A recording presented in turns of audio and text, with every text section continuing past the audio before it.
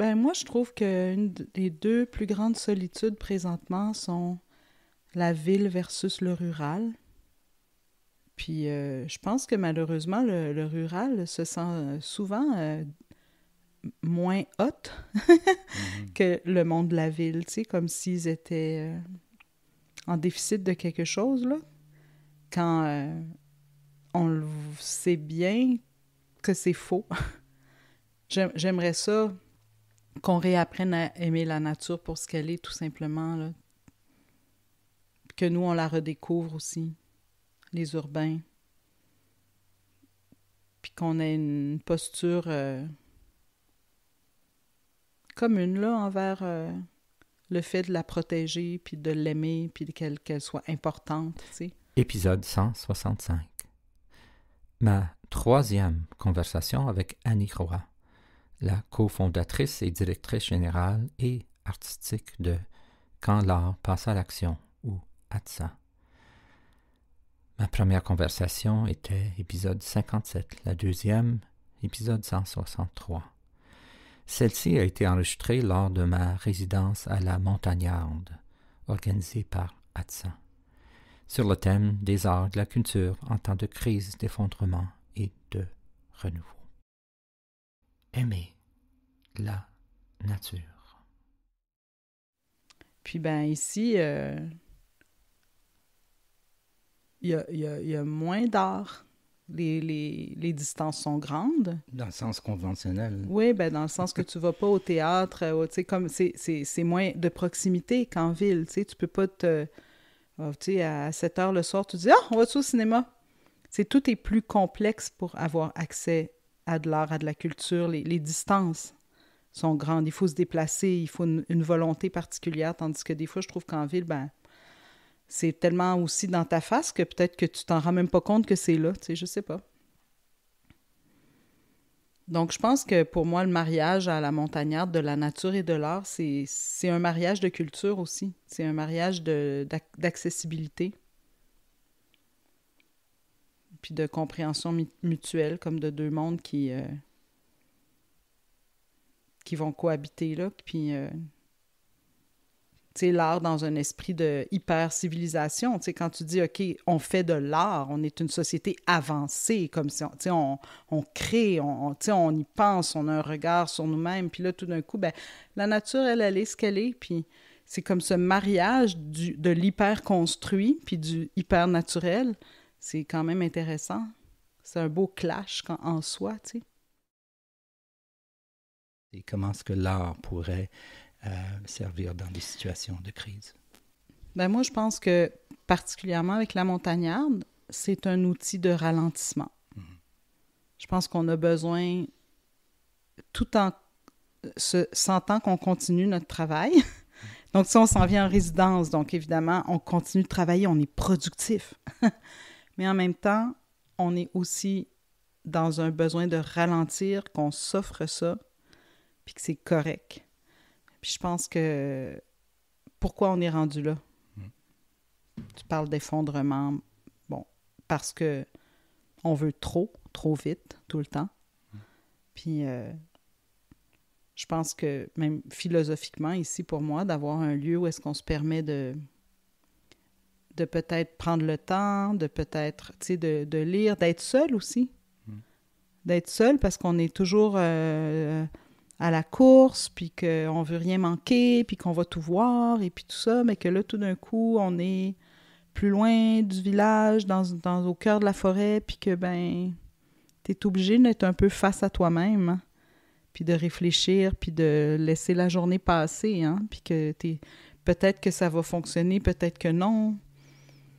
Donc, je pense que c'est des outils importants à se doter aussi de lieux de ressourcement, puis de ralentissement, puis de retrouver comme un temps un peu plus lent.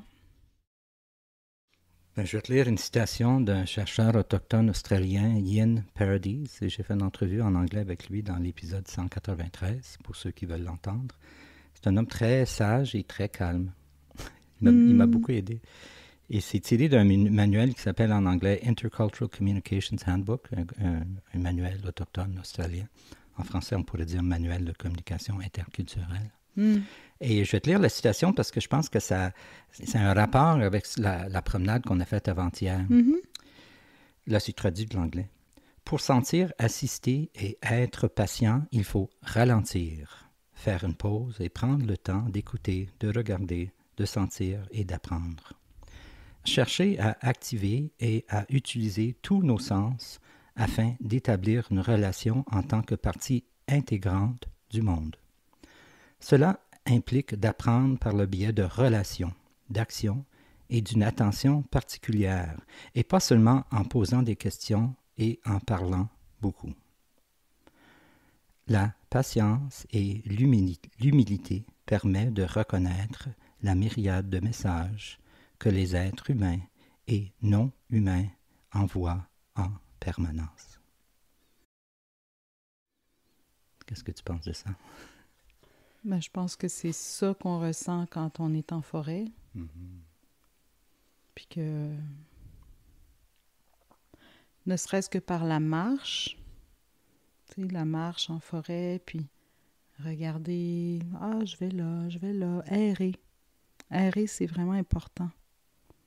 Se permettre l'errance.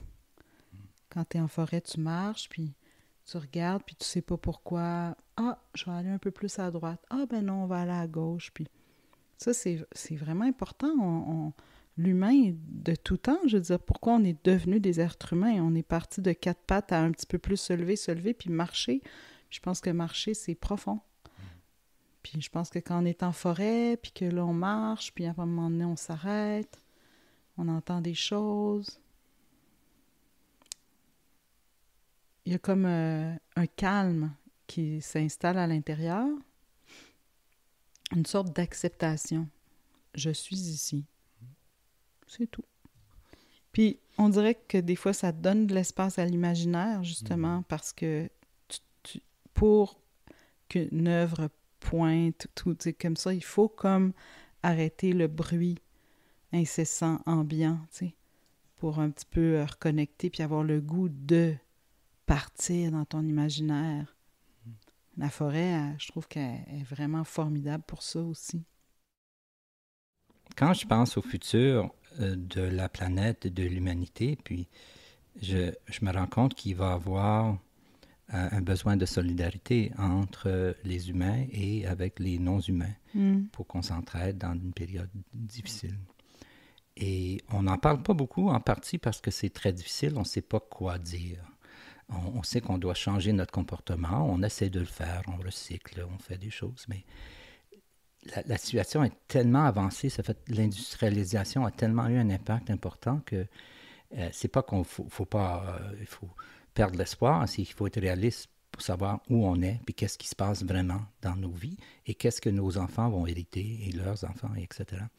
Et c'est pour ça que je pense à ça, et au rôle de l'art. Ça fait 4 ans déjà, Annie, là, que je fais le balado, puis j'ai assez parlé du rôle de l'art. Là, je veux parler du futur de notre, appelons une espèce, ou les humains, et comment l'art, naturellement, disons, joue un rôle pour... J'ai un ami qui disait « Art is somewhere between hope and consolation ». Donc la consolation, c'est-à-dire de nous aider à accepter puis de vivre un deuil ou vivre une difficulté, et l'espoir, l'énergie positive qui nous permet d'imaginer un futur meilleur. Qu'est-ce que tu penses de ça? Moi, je pense que accepter une décroissance ou un ralentissement, c'est un petit peu comme accepter de vieillir. C'est sûr qu'on veut tout être beau, jeune et en santé. Mais là, c'est pas possible éternellement. Puis que c'est comme s'il fallait que cette ère industrielle accepte de vieillir et donc de ralentir parce qu'elle n'est plus belle, jeune et en santé. Elle a fait beaucoup, là. Ça va. C'est comme il faut qu'elle ralentisse. Puis je pense qu'on n'est pas dans une société ou une civilisation qui accepte de vieillir. Le système actuel, il est vieillissant. Il va comme falloir qu'il y ait une mort de ça, puis une régénérescence de d'autres choses. Mais on n'est pas encore à l'étape d'accepter de vieillir. Au contraire, les nouvelles technologies nous amènent de plus en plus vers encore plus de besoins énergétiques. On veut constamment plus de confort, puis on se fait de moins en moins confiance comme humain d'être capable de faire les choses par nous-mêmes. C'est comme si on veut que la machine nous remplace, fasse toujours mieux que nous. Tu sais, l'intelligence artificielle, c'est rendu ça. C'est comme, à quelque part, j'ai plus besoin de penser. Elle va le faire pour moi. Je vais lui donner des indications, puis ça va se faire tout seul. On va conduire tout seul.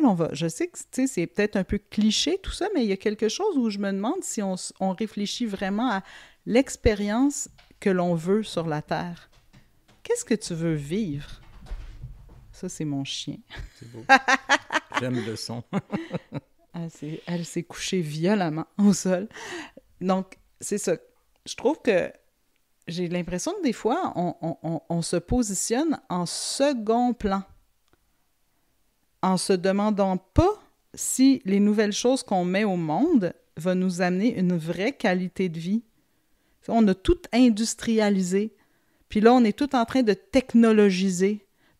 Puis, qu'est-ce que tout ça va amener de mieux dans ton expérience de vie, dans ce que t'es comme petite machine bien extraordinaire et déjà magique, là, qui est un corps humain, un esprit humain? Ça me pose beaucoup de questions, puis c'est là où moi, j'accepte de ralentir. C'est comme j'ai envie de redécouvrir comment, avec mes 2 bras, mes 2 jambes, ma tête, tu sais, comme je peux faire des affaires par moi-même. Je trouve ça vraiment difficile, la trajectoire qu'on est en train de prendre, là. Pas juste dans le fait qu'on détruit la planète, mais aussi dans le fait qu'on continue à vouloir s'effacer, presque s'effacer comme humain.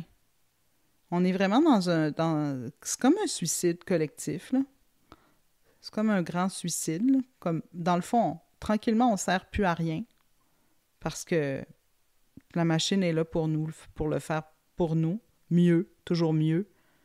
Mais à quoi ça sert mieux? Je veux dire, j'ai-tu besoin de machine pour marcher dans le bois? Non, quand je suis dans le bois, là, je suis moi puis le bois. Je peux pas être plus à la source de ce que est mon humanité. Tu sais? Fait que ça, je trouve que moi, c'est ça qui me questionne beaucoup, c'est à quel point on oublie l'essence de toutes les sensations qu'on peut vivre sur Terre naturellement. Puis que là, on est en train de devenir démunis, de se départir de nos connaissances, de nos compétences, tout en exploitant encore plus les ressources de la planète, c'est-à-dire des technologies hyper énergivores, etc. On nous fait croire que ça va être mieux, que ça va être mieux, que ça va être mieux. Mais j'ai l'impression qu'il faut que ça soit ça, la révolution, c'est « Hey, je m'en fous qu'il y ait mieux. Moi, j'aime ça de même. » C'est comme la recette de ta grand-mère. OK, tu sais. C'est tout. J'aimerais ça continuer de la faire, comprends-tu? Pas juste tout le temps, c'est pas... C'est délicat parce qu'on est des êtres d'apprentissage, fait qu'on veut continuellement, oui, probablement, c'est ça qui nous motive, tu sais, apprendre, puis découvrir et tout ça. Mais en même temps, je ne sais pas qu'est-ce qu'elle devient, l'humain de demain, dans cette optique-là de s'arracher un peu du naturel, puis de s'en aller constamment vers l'artificiel, puis tu sais, des fois, même quand j'écoute, par exemple, du son pour me détendre, tu sais, puis que c'est supposé être un son de la nature, le ruisseau, tatati, tatata.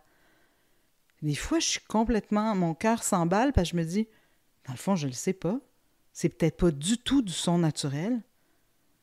Là, c'est du son qui a été fait par une intelligence artificielle qui a mis toutes sortes d'affaires ensemble, mais moi, là, on me donne la sensation que je suis dans le naturel. Mais c'est pas vrai. C'est pas authentique. C'est pas du vrai naturel. La seule fois où je sais que je suis un être humain, tout nu, Aziz qui vit sur la planète, c'est quand je suis en forêt.